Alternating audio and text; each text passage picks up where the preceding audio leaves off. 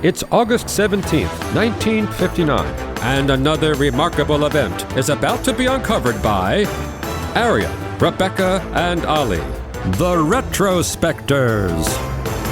The aeronautical engineer Nils Bohlin spent the first part of his career in Saab's aircraft division developing ejector seats.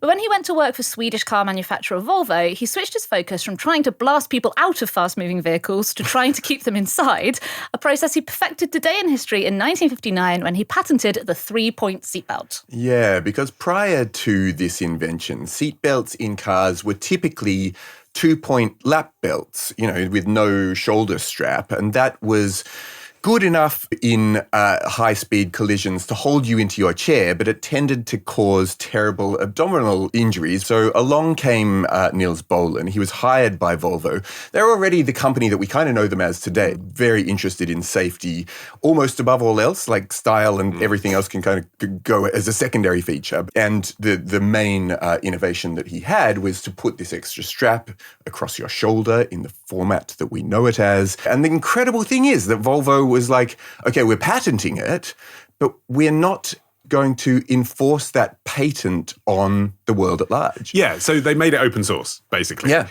Which does seem sort of extraordinary, apart from when you bear in mind exactly what you were just saying, that Volvo's entire brand value was we're the safe ones. Yeah. So actually, if you think about it from a commercial perspective, yes, this seems like an amazing gift to the car industry, but it works in capitalism terms too, because it actually wasn't really a commercial advantage to have an exclusive patent on a three-point seatbelt, because if none of the other manufacturers thought safety was important and the public weren't asking for it, then you just owned a thing nobody wanted, which made your cars more expensive because you had a development department. But by making it open source and saying we've resolved this issue for all car manufacturers, come and have it, that message that Volvo had created this thing was, they wouldn't have called it this in 1950s, but it was really valuable to their brand marketing, wasn't it? But it's surprising that they didn't do something like, say, it's the Volvo belt, you can, that name itself. I can see the problem now that I've said it out loud. It goes over your shoulder, Arion. Yeah, okay, right, sorry. It keeps you really safe, right, where you want to be safe. Yeah, but it had to be Volvo that did this, really. Like you say, they were very safety conscious. They were actually, I think they were the first car brand as well to include headrests as standard, and that's because the wife of Gunnar Engelau, who was the CEO of Volvo, was a physiotherapist, and she treated a lot of whiplash injuries from car accidents.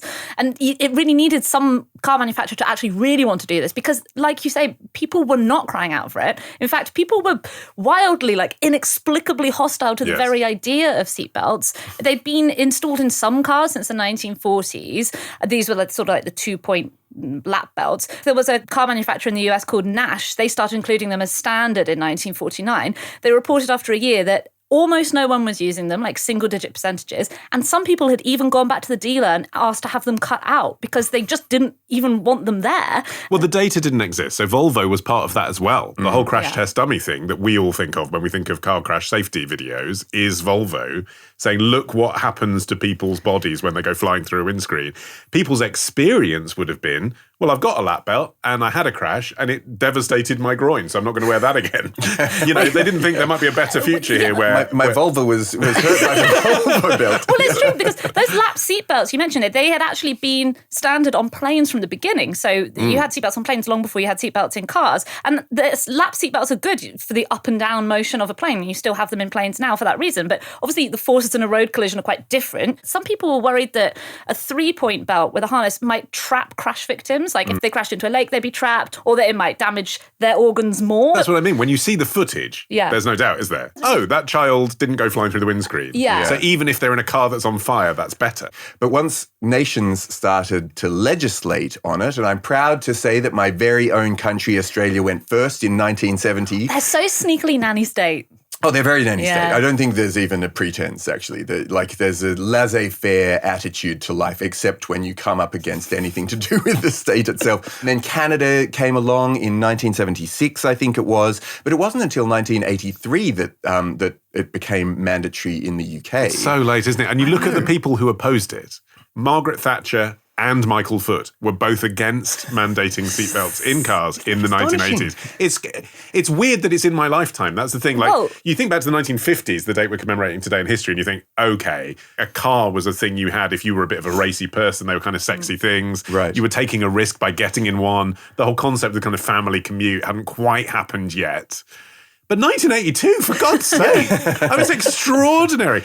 Matthew Parris gave a speech in Parliament saying that even in the case of children, it was an abject overreach of the state to say that children should wear seatbelts, that it should be the parents' choice as to whether or not their children wore seatbelts. Well, I mean, this is the thing. It was within my lifetime as well, because I was born in 1991, and that's the year in the UK that everyone had to wear a seatbelt in a car, because prior to that, it was only people who were sitting in the front. Then they made it so people sitting in the front and also children if they were in the back. It wasn't until 1991 that all adults legally had to wear a seatbelt in a car. Yeah, and can I just be clear on this? And the reason for that is because if you choose, because it's your libertarian choice not to wear a seatbelt in the back, you kill the driver. Right. You go flying into them. That Everyone was and everything. the subject of the very traumatic Julie advert. Do you guys remember that? It used to be on sort of like the early 2000s, the one where the mother's driving the car and the sort of unbuckled son gets in the back and he flings forward and you just see all the blood and the smashing. It was like one of those very graphic, scary ones. Called and the Julie advert. It was Julie, because she was called Julie. Don't be a Julie. Don't be a Julie. No, the tagline was, like most victims, Julie knew her killer. It was her son. I do vaguely remember that. So it was very chilling. But like seeing how late the UK was to adopt it, I thought, when did the US adopt it? Because they're obviously a bit more resistant to that kind of, nanny state intrusion. Prepare to be staggered. Prepare to be staggered. Because I went out thinking, when did the US make seatbelt use mandatory? And they didn't. They still haven't. At least not at a nationwide level. The laws are set by the states. And in fact, in New Hampshire, it's entirely legal for any adult to drive or ride in a car without it.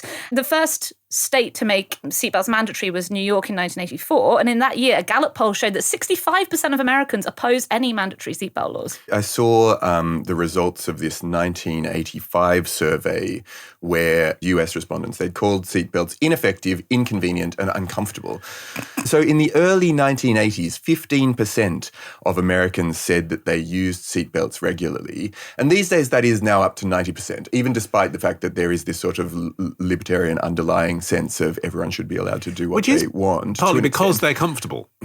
Yes, I think that's it. You can discount the comfort thing. Bohlin said, quote, "The pilots I worked with in the aerospace industry, they were willing to put on almost anything to keep them safe in case of a crash. But regular people in cars don't want to be uncomfortable, even for a minute." The 3-point seatbelt, I mean, it's a bit annoying, but actually, he created something that's so smooth. That action of going up and is actually more comfortable, weirdly, than even the automatic ones that come out and do it for you. Yeah, and it does, the action is very satisfying as well, the way that it slides until there's a bit of tension and then it locks. Yeah. That is a really clever And you feel safe, aspect. don't you? Yeah, you feel safe. Well, and it was super safe as well. Bohlin gathered lots of evidence on this. He presented a paper in 1967. He had data on 28,000 car accidents in Sweden involving Volvos that were fitted with the 3-point seatbelt. And he found that for crashes under 60 miles an hour, not a single person was killed when wearing the 3-point seatbelt. It's astonishing, so isn't it? It was incredibly effective. And this, this is 1967, so it's coming at the point where around the world, and particularly in the UK and the US, car accident deaths were at an all-time high. The highest in peacetime in the UK was 1966, when almost 8,000 people were killed on the road. And in 2024, for comparison, it was 1,633, with obviously exponentially many more vehicles on the road. So the evidence for the effectiveness of the 3-point seatbelt was really converging with a time when lots and lots of people were worried about how many people were being killed on the road. Do you think if you were Nils Bohlin, you would be, it's one of those developments that you're like, I'm just happy that I saved millions of lives? He saved so many people, right? Yeah, or absolutely. Or would you be like, I wish I saw a bit more money in my paycheck? Yeah, why did it have to be open source? Yeah, because... Why didn't I go and work for IKEA? Yeah. Did you see he was inducted, this is in 1989, into the Hall of Fame for Health and Safety, which is I really hope there's a rock and roll Hall of Fame style museum where you can see the original wet floor sign or something, be like, wow. Just imagine the ceremony for that. We're in the hall at the end. Just be careful. Yeah. We've recently watered the seats. The room is recently repainted, so if anyone has any sort of breathing issues, do be careful. Just before I present you with the award, can I point out the fire exits? They're on both sides of the building.